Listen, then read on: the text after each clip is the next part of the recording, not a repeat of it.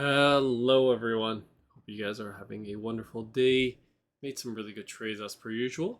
And let's dive into a little bit of analysis here. So start off with the Japanese yen. Right now, we could either be still inside the A, to be honest, as it's chopping about here and it's taking its time. Could even extend the flat, or not the flat, the connector even more. For now, it looks like some sort of 1, 2. We're still in the 2, and eventually we'll get the 3. Sorry, I'm getting a lot of text right now. Let's turn that off. Sorry about that. So looking at it, looks like we finally got some sort of A, and now we're getting a B, and we're gonna get a C now. Just looking at the divergences. So in the short term, we have some sort of target. The USD-JPY pair wants to reject. It should be in this area here. Shouldn't go above it. If it goes above it, then I'm sorry, but this is just extending again. And the X is not done. And we'll look at the weekly, and it could even, in fact, maybe a breakout, right? You can see this down-sloping trend on the weekly, and you're starting to break out here, right? So if that's the case, we're gonna have to relabel some stuff. And yeah, you could have already broken out now, or you're retesting, and the USD-JPY pair is going to take off, which again is pointing for more upside in the market. Should help the market, right? We'll take a look at the Dow Jones. So the Dow Jones continues to grind higher here in some sort of bigger 4, still forming 1-2s, right? And you can even, in fact, call it finished, right? Because you made a new high. You made another high on the smaller time frames. Some sort of 1, 2, 3, 4, 5, right? It doesn't look like it, but on the 4-hour, you have some clear divergence with another high, right? It could still be in the 5th, right? It could still extend and even erase divergence if the move is explosive towards the upside. Right now, in the after hours, right, in the evening, we got some a little bit of green, but we won't know until CPI comes out. I'm pretty sure CPI is coming out this week, so let's see what happens. Okay, and then on the SPY, it's very similar, very similar situation. We're continuing to push higher and grind higher, right? Maybe we're still in a 2, right? Could be that. Could be a bigger flat, because right now you only have 3 swings in ABC, right? You could make the case that that's what we're seeing here. But yeah, it's almost like just look for 3 swing pullbacks and just buy the dip, right? And that's what seems to be working for the market. And again, just don't want to get in the way of it, right? It's in price discovery. People keep shorting. All I hear is how much people want to short. How much do you want to short this market? Because how much the market doesn't, need to pump. It's topped, and it's this and it's that. So just let people do their own thing. I'm not going to tell them what to do. We're just going to do our trades, right? And if anything, you could have maybe a 3 swing here on the Qs, and that's about it, right? That's the most bearish that I could be right now. It's like there's like some very small short area where we got rejected on the Qs, and we're gonna go down, but it seems unlikely at this point that this is gonna play out. It could already be done, right? You could already have like some sort of crash correction here, and now it's doing a 1-2, 1-2, which would be extremely bullish, because then you're gonna get a big breakout, right? But we'll see what CPI gives us.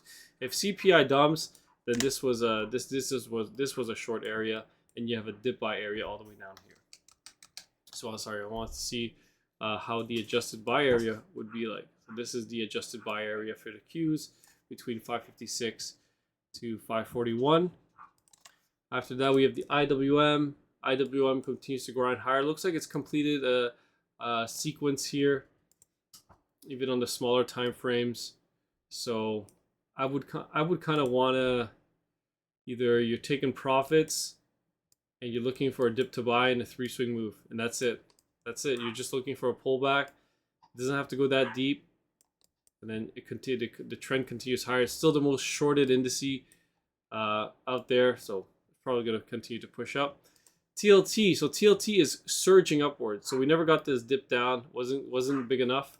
and now we're seeing the yields crashing, right? And the TLT's skyrocketing into the short area. Now, we'll see what happens when we get into this area. We might buy TMV, right? We might buy TMV, we might not, we'll see. Right? Maybe CPI is a big day where the yields drop hard, but then they start to reverse. So maybe the long end of the curve is going to start rising, right? SMH, very indecisive move, still not done yet. We have a dip buy area down here. And then gold is pushing to new all-time highs.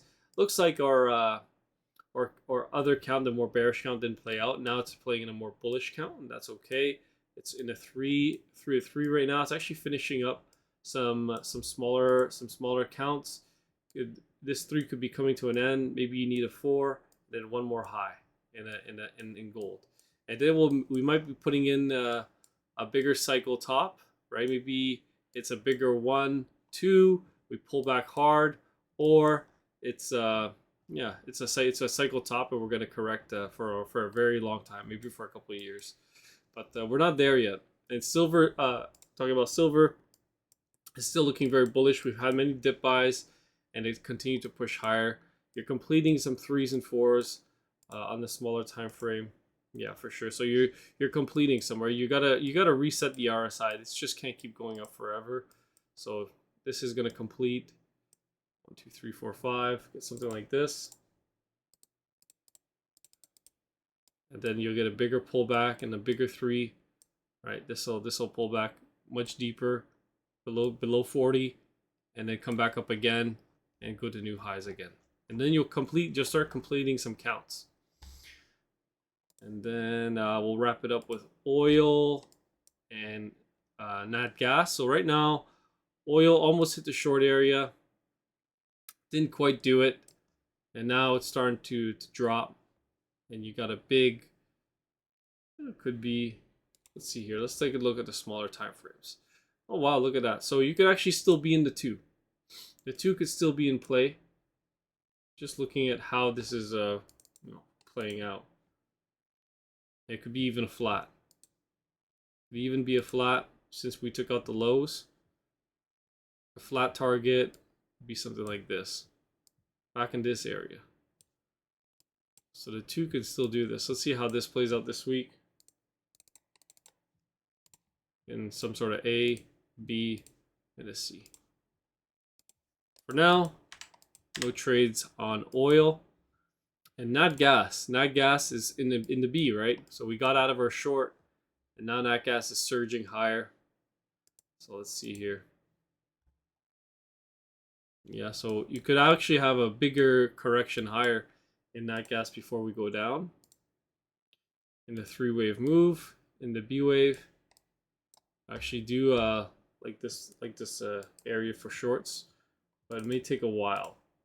It may take a while before we see any rejection, but yeah, right around here, right around $3.10 and $3.31. This is the area where we want to pay attention. If this is going to correct on the smaller time frames, you have an A, B, and a C. Could still be in the A, looking for a bigger correction, but I think this is resetting the cycle pretty good. Okay, all right, so that's pretty much it for now.